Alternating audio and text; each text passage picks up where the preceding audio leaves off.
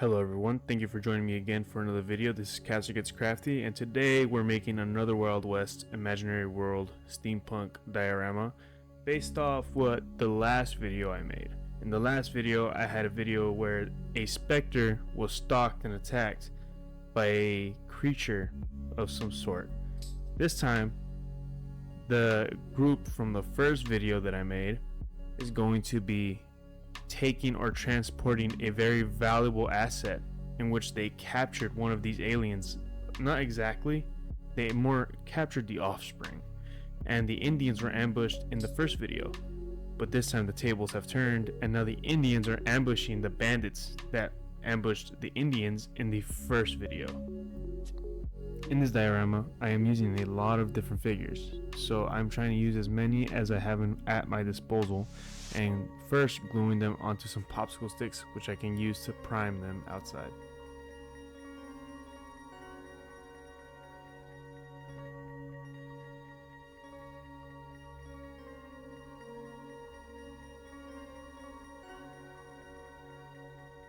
Once the figures have been fully primed outside, I bring them back in and start painting.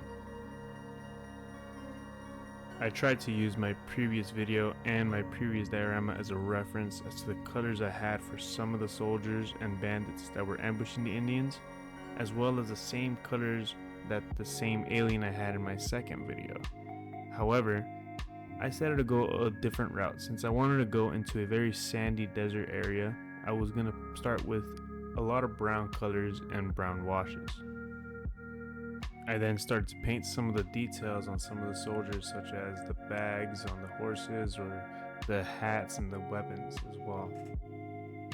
I included more footage into the video this time from me painting, so you can get a bird's eye view of what I usually go for when I paint. It's very solid colors, but I think I started getting better when it came to dusting off with different pigments to get a better look around the environment.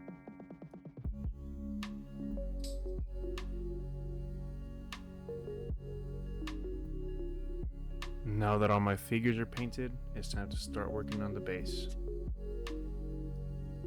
I decided I want to have a canyon, a desert rocky canyon that had a vertical view to it, where the Indians could be coming out from the top ambushing the bandits that ambushed them originally, and the bandits down in the area below where they can be transporting their asset or the offspring of the alien that they captured in the second video from that was stalking the specter. Once I had already glued down all the pieces of the foam board, I started to think about how I wanted to texture the rock. Since I didn't want a completely different vertical rock with a bunch of edges, I said just go a little bit around the edges with my foam cutter. Part of making the diorama is actually one of the most satisfying parts, since you're just cutting through the foam board with the hot wire.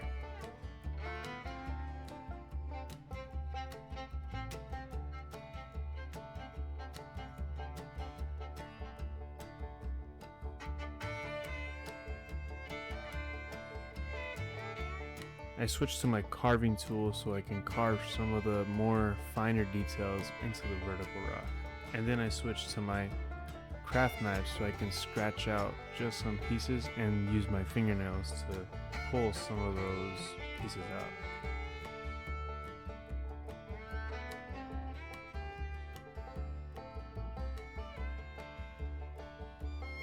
After that was done, I decided to mix up some plaster, some Mod Podge, and water. Once that was all mixed up, it was time to apply it to my base.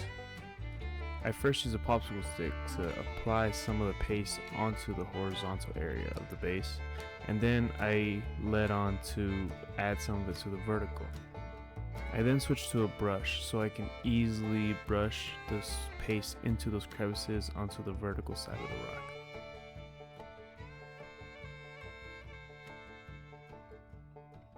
Once that was done, I let it dry, and then it was time to add some texture in the form of flocking and just some grains of rock and gravel that I picked up outside.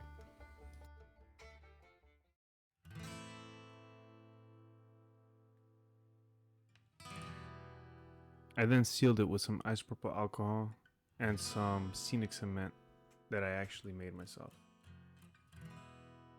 Once that was fully dry, I took it outside to prime and get it ready for painting.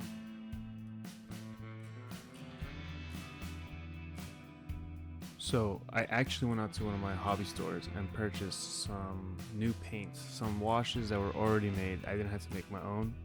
I do enjoy making my own washes, but you can only go through so many acrylics. So I decided to buy some Citadel washes that I actually found at a hobby store, and it was very easy to just blend these washes on the vertical rock in different forms. I used some earthy tone washes for the bottom, and I used the same washes that I used on the vertical rock for the top side of the rock as well, of the diorama.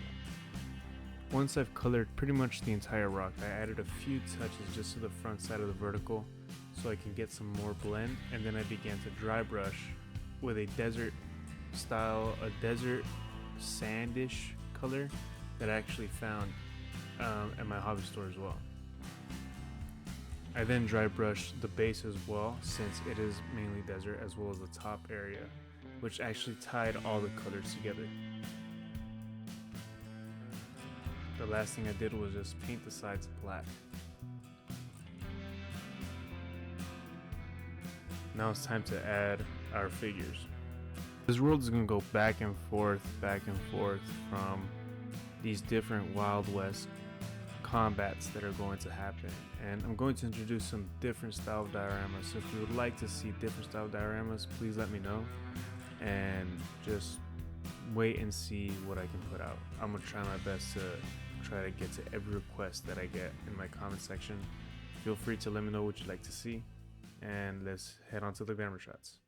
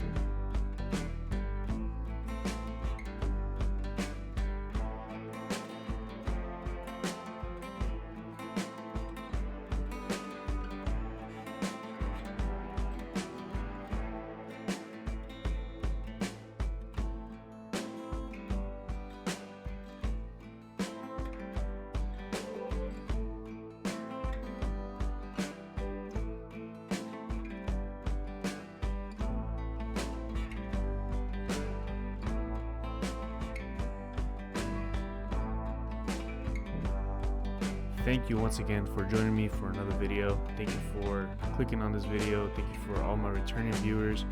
If you would like to, please, if you show some appreciation, help me grow my channel, help me continue to make these videos by hitting the like button, subscribing, maybe share it to a friend, share it to a family member. If you would like, drop me any comment you would like so I can get some more ideas for future dioramas, so I can make them for you, for myself, and just so I can share this with the world. And have a great day. Thank you once again. See you later.